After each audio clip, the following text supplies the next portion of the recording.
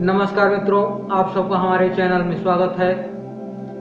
वैदिक मंत्र दृष्टा ब्रह्म ऋषियों की कड़ी को आगे बढ़ाते हुए आज अगली कड़ी महर्षि गृत्समत के बारे में हम कुछ जानकारी, कुछ बहुत सुंदर उनके द्वारा मंत्र जो साक्षात्कार किए गए हैं और वेदों में जो संकलन है उसके बारे में ले आए हैं। आशा करता हूँ कि यह वीडियो आपको अच्छा लगेगा और लाइक सब्सक्राइब करें और इसके बारे में और अधिक जानकारी हम आपके सामने लाने का प्रयास करेंगे।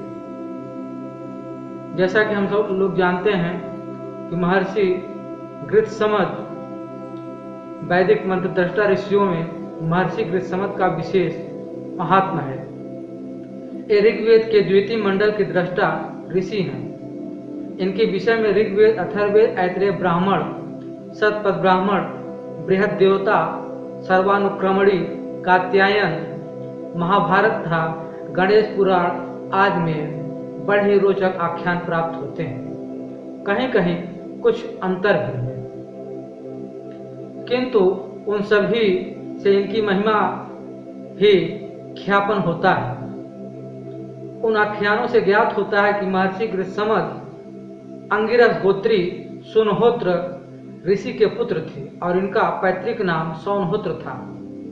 बाद में इनके प्रयत्न से भृगु कुलोत्पन्न सुनक ऋषि के दत्तक पुत्र के रूप में इनकी प्रसिद्धि हुई और ये सौनक गृत्समत नाम से विख्यात हो गए। इनके गृत्समत नाम की आध्यात्मिक व्याख्या में बताया गया है। गृत्स का अर्थ प्राण तथा मद का अर्थ है आपान, अतः प्राणापान का समन्वय ही गृत्समत तत्व है।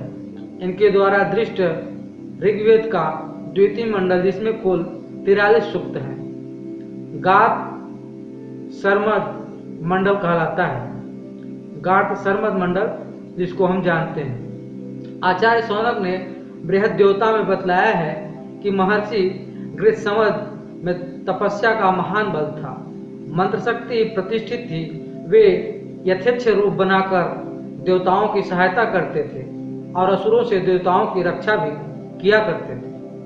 उन्हें इंद्र और अग्निदेव की स्तुतियां करना अति प्रिय था।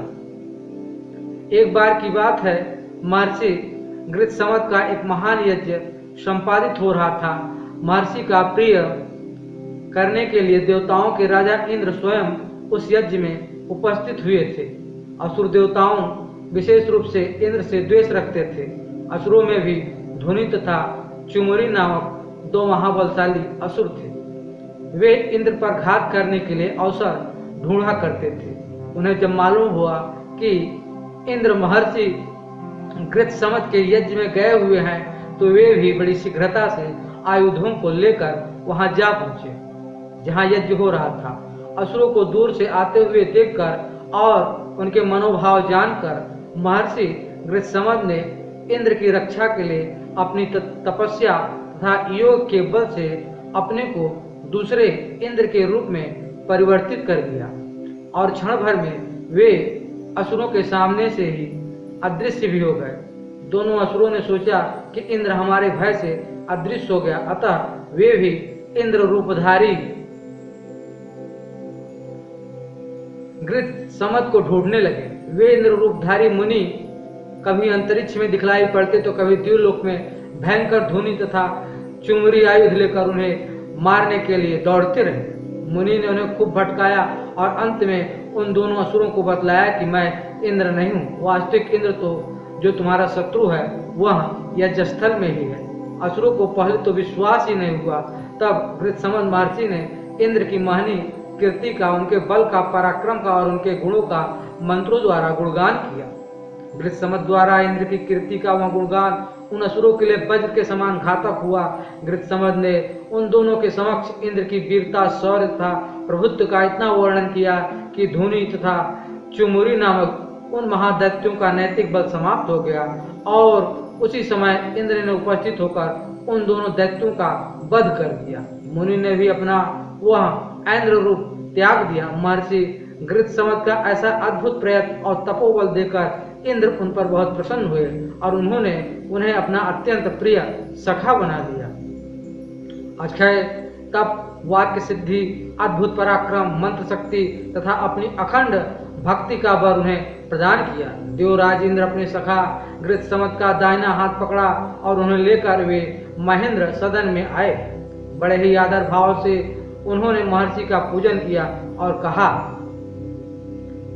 गृणन् मद सखे यस्मात् त्वमस्मान् ऋषि सततं तस्मात् गृत्समदो नाम सौनहोत्रो भविष्यसि। बृहद देवता, तभी से सौनहोत्र गृत्समद उनका नाम पड़ गया। बल, वीर एवं पराक्रम आदि संबंधी महर्षि गृत्समद द्वारा की गई इंद्र की वह स्तुति जो दैत्यों के समक्ष की गई थी, ऋग्वेद के द्वितीय मंडल के 12वें सूक्त में गुम्फित है। यह सूक्त सजनीय सूक्त भी कहलाता है, क्योंकि इस सूक्त में आई हुई प्राय सभी ऋचाओं के अंतिम चरण में स जनास इंद्र यह पद आया है। इस सूक्त में 15 मंत्र है। उदाहरण के लिए पहला मंत्र यहाँ दिया जा रहा है, यो जात एव प्रथमो मनस्वान् देवो देवान् क्रतूनां पर्यभूषत यस्य सुस्माद् रोदसी अभ्यसेतां निर्मलस्य महानां स जनास इंद्र। ऋग्वेद मंडल 2 सूक्त 12 मंत्र 1। महर्षि गृत्समत कहते हैं कि हे असुरो, जो उत्पन्न होते ही देवताओं में प्रधान एवं श्रेष्ठ हो गए, मनुष्यों में अग्रगण्य हो गए, जिन्होंने द्योतित होते हुए वृतासुर आदि राक्षसों का वध कर सभी देवताओं की रक्षा की और वे सभी देवताओं में प्रमुख हो गए, जिस इंद्र के बल, वीर, पराक्रम से द्यावा पृथ्वी के सभी बलशाली भय मानते हैं और जिनके पास महान शक्ति संपन्न सैन्य बल है, वही वास्तविक इंद्र है। मैं गृत्समद इंद्र नहीं हूँ। इसी प्रकार आगे के मंत्रों का सारांश है कि जिन्होंने चलायमान पृथ्वी को स्थिर किया है, अंतरिक्ष का विस्तार किया है, जिन्होंने मेघों पर आधिपत्य प्राप्त किया है, जिन्होंने मेघों के मध्य विद्युत भी उत्पन्न किया है, जो सर्वत्र व्याप्त, जो सभी धनों के प्रेरक हैं, जो यजमान की रक्षा करने वाले हैं, अपने उपासकों को सर्वस्व प्रदान करने वाले हैं, जो अंतर्यामी रूप से स्थित चराचर के नियंता हैं, जिनके अनुशासन में सभी चलते हैं, जो सबके नेता हैं, जिनके अनुग्रह के बिना विजय प्राप्त करना कठिन है, जो संपूर्ण विश्व के प्रतिनिधि हैं, जो दुष्टों का संहार करने के लिए वज्र आदि का आयुधों को धारण करते हैं, जिन्होंने संबर नामक दैत्य का वध किया, जो अपनी सप्त रश्मियों के द्वारा वृष्टि कर संसार को जीवन प्रदान करते हैं, जो बलवान है, बुद्धिमान है और यज्ञ की रक्षा करने वाले हैं। हे असुरो, वास्तव में वे ही इंद्र हैं, मैं इंद्र नहीं हूँ। इस प्रकार यह सजनी सूक्त इंद्र की महिमा में परिवसित है और महर्षि गृत्समत द्वारा गुम्फित है।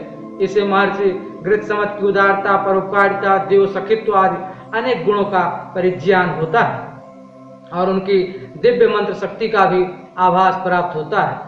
एक दूसरे आख्यान में यह वृत्तांत किंचित परिवर्तन के साथ आया है। तदनुसार प्राचीन काल की बात है, वेणुवंशी राजाओं के द्वारा एक महान यज्ञ अनुष्ठान हुआ। इंद्र आदि सभी देवता उस यज्ञ में उपस्थित थे। महर्षि गृत्समत भी यज्ञ में आए। इंद्र को मारने के उद्देश्य से अनेक दैत्य भी वहां छिपकर पहुंचे हुए थे, किंतु जब इंद्र को असुरों के आगमन की बात ज्ञात हो गई, तब वे भयभीत हो गए और अपना इंद्र रूप छोड़कर उन्होंने गृत्समत महर्षि का रूप धारण कर लिया तथा वे उस यज्ञ से भाग खड़े हुए। असुरों ने समझा कि गृत्समत ऋषि ही डरकर भाग गए और उन्होंने उनका पीछा करना शुरू कर दिया। हमारा अभिष्ट इंद्र गृत्समत का रूप धारण कर यहीं यज्ञशाला में बैठा है, इस प्रकार का संशय असुरों को हो गया। तब उन्होंने वास्तविक गृत्समत को इंद्र समझकर विघ्न उपस्थित किया। तब गृत्समत मुनि ने सजनी सूक्त पूर्वोक्त द्वारा इंद्र की कीर्ति का ख्यापन किया कि असली इंद्र तो इस प्रकार के महनी गुणों वाले हैं, मैं इंद्र नहीं हूँ। परंतु असुरों ने महर्षि गृत्समत को पकड़ लिया। तब वास्तविक इंद्र ने असुरों को मारकर महर्षि को छुड़ाया और दोनों में अत्यंत प्रीति हो गई। तत्पश्चात इंद्र ने उन्हें भृगुकुल में सूनक के पुत्र सौनक के रूप में प्रतिष्ठित किया और अंत में अपने लोक में वास करने का तथा मंत्र शक्ति प्राप्त करने का वर प्रदान किया। कात्यायन मुनि ने अपने सर्वानुक्रमणी में इस वृत्तांत का विस्तार से वर्णन करते हुए इस प्रकार से कहा है। त्वं तु भूत्वा भृगुकुले शुनकाक्षौ नको अभूत एतत् सुक्तयुतं पश्य द्वितीयमण्डलं महता ततो मललोकं संवासं लपस्य यसे च महत् सुखम् इतीन्द्र चोदितो जातं पुनर्वृत्समदो मुनिः द्वितीयमण्डलं दृष्ट्वा यो जातेन संयुतम् इंद्रं प्राप्य महद्धाममुद चंद्रपूजित। महर्षि गृत्समद द्वारा इंद्र की प्रियता तथा उनके धाम को प्राप्त करने की बात ऐत्रेय ब्राह्मण के 21वें और 2 में इस प्रकार कही गई है। एतेन वै गृत्समद इंद्रस्य पीवम प्रियम धामोपागच्य छतं सपरमं लोकमजयत। महाभारत अनुशासन पर्व में भी पूर्वोक्त कथा का ख्यापन हुआ है। साथ ही महाभारत में महामुनि गृत्समद का एक अन्य रोचक आख्यान आया है। तदनुसार गृत्समय है क्षत्रियों के राजा और वीतहव्य के पुत्र थे। एक बार काशीराज प्रतरदन के भय से वीतहव्य महर्षि भृगु के आश्रम में जा चुके। इन्हें खोजते हुए प्रतरदन भी वहां जा पहुंचा। पूछने पर भृगु ने कहा कि मेरे आश्रम में क्षत्रिय नहीं रहा करते। तपोधन ऋषियों के वचन झूठे होते हैं, अमोघ होते हैं। अतः भृगु के उस वचन मात्र से क्षत्रिय राजा वीतहव्य ब्राह्मण हो गए, ब्रह्मर्षि हो गए और इनके पुत्र भी गृत्समद क्षत्रियों से मंत्र दृष्टा परमर्षि हो गए। तब से इनको भृगुवंशीयता प्राप्त हो गई। जैसा कि कहा है, भृगुर्वचन मात्रेण सहच ब्रह्मर्षितागतः वीतहव्यो महाराजा ब्रह्मवादित्यमेव च तत्स गृत्समदः पुत्रो रूपेणेन्द्र इवापरः शक्रस्त्वमिति यो दैत्यैर्निर्हितः किलाभवत् ऋग्वेदे वर्तते चाग्र्या श्रुतिर्यस्य महात्मनः यत्र गृत्समदो राजान् ब्राह्मणे स महीयते स ब्रह्मचारी विप्रसि श्रीमान गृत्समदो अभूत्। महाभारत 30:57-60। गणेश पुराण में भी बताया गया है कि गृत्समद भगवान गणेश के महान भक्त थे। उनकी प्रसन्नता के लिए उन्होंने हजारों वर्ष पर्यंत कठिन तप किया था। अनंतर उन्हें उनके प्रत्यक्ष दर्शन प्राप्त हुए और अनेक वर भी प्राप्त हुए। इस प्रकार विभिन्न ग्रंथों में महर्षि गृत्समद के अनेक प्रकार के आख्यान प्राप्त होते हैं, जिनसे उनके दिव्य चरित्र का ख्यापन ज्ञात होता है।